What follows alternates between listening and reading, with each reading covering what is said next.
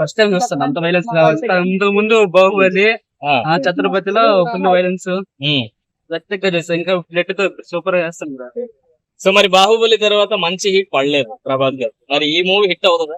పక్కా hit అవుతుంది. ఎందుకంటే ప్రశాంత్ వీళ్ళు మంచి డైరెక్టర్ కాబట్టి అంతా వైలెన్స్ తో బాగా ఉంటుందని ఎక్స్పెక్ట్ చేస్తున్నాం.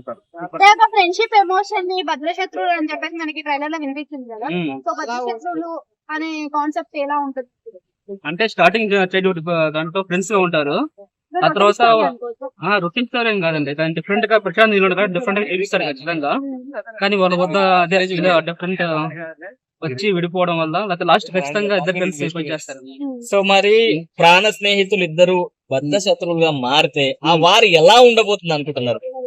దాన్నే స్క్రీన్ మీద ఖచ్చితంగా చూడడానికి వెయిట్ చేస్తున్నాం బ్రో. ఇవి ఎలాగా ప్రెజెంట్ చేస్తారు ప్రేక్షకులు, ఆ వైలెన్స్ ఎలా అవుతుందో చూడాలి. కేజీఎఫ్ కి దీనికి ఏం సంబంధం లేదు. సూపర్. సో మరొక ప్రభాస్ గారి డైలాగ్, ప్రభాస్ డైలాగా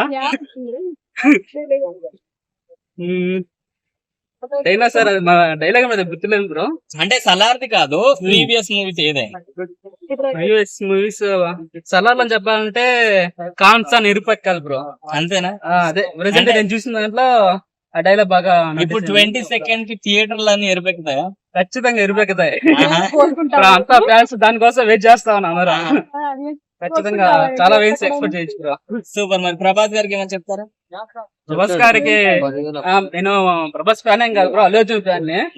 అల్లు అర్జున్ ప్రభాస్ చాలా క్లోజ్ గా ఉంటారా. నాకు కూడా చాలా ప్రభాస్ చాలా ఇష్టం.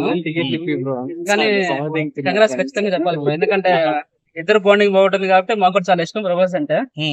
ఆల్వేస్ చెప్తున్నాను ప్రభాస్. Thank you.